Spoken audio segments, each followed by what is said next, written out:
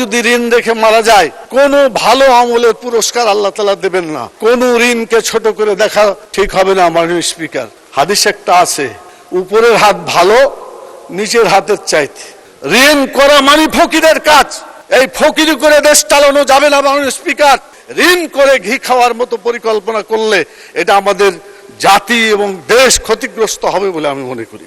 আমি বলতে চাই, ঋণের ব্যাপারে অনেক আলোচনা হয়েছে, আমি খুব সংক্ষেপে বলতে চাচ্ছি। ঋণ করা সুযোগ আছে, তবে ঋণী অবস্থায় মরে যাওয়াটা আল্লাহ পছন্দ করেন নাই। ঋণ পরিশোধ করে মরতে হবে। কেউ যদি ঋণ রেখে মারা যায়, কোন ভালো আমলের পুরস্কার আল্লাহ তাআলা দেবেন না, সহিহ হাদিসে বর্ণিত আছে। সেই জন্য ব্যক্তিগত ঋণ অথবা সমষ্টিগত ঋণ অথবা জাতীয় ঋণ, কোন ঋণকে ছোট করে দেখা ঠিক হবে না। মাননীয় স্পিকার, সেই জন্য ঋণ পরিশোধ অবশ্যই করতে হবে। ব্যাংক থেকে ঋণ নেওয়া হয়েছে, এই ব্যাংকে ঋণ কতজনের আছে? লক্ষ লক্ষ মানুষের টাকা ব্যাংকে সঞ্চিত আছে। সেই টাকাগুলো আমরা নিয়ে খরচ করছি। এটা যদি খরচ করে মরে যায়, তাদের কাছে এটা ফেরত না দেওয়া হয়, সব মানুষ আমাদের প্রতি হুকুকুল ইবাদ হিসাবে আমরা দায়ী থেকে যাব তাদের কাছে। সেই জন্য ঋণ করা যাবে, কিন্তু ঋণ রেখে মারা যাওয়া যাবে না। আল্লাহ রাসূল সাল্লাল্লাহু আলাইহি ওয়াসাল্লাম বলেছেন, জানাজার সময় যে তার ঋণ আছে কিনা, যদি দেখা যায় যে তার ঋণ আছে, তখন বলতো যে তোমার ভাইয়ের জানাজা তোমরাই পড়ো, আমি এর জানাজা পড়ছি না। অতএব ঋণের ব্যাপারে খুবই সাবধান হওয়া উচিত। যারা ঋণ করে তারা স্বাধীনভাবে চলতে পারে না। হাদিস একটা আছে, উপরের হাত ভালো নিচের হাতের চাইতে।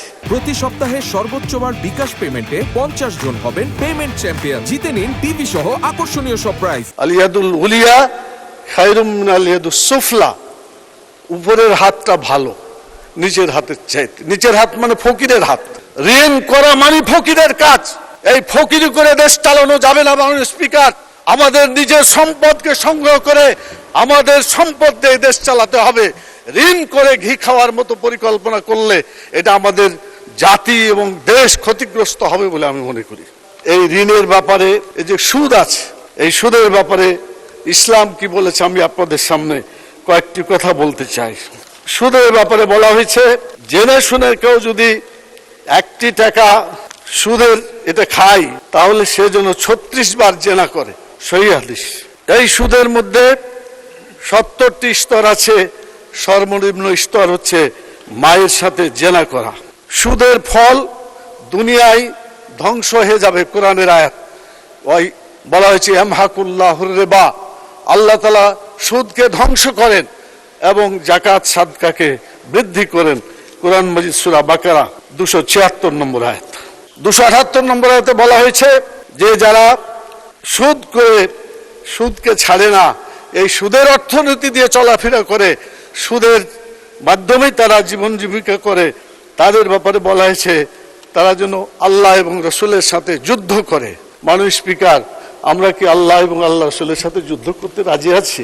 জবাব দিতে হবে আমাদেরকে। যদি আল্লাহ এবং আল্লাহ রাসূলের সাথে যুদ্ধ করতে না রাজি থাকি, অবশ্যই সুদকে প্রত্যাখ্যান করতে হবে।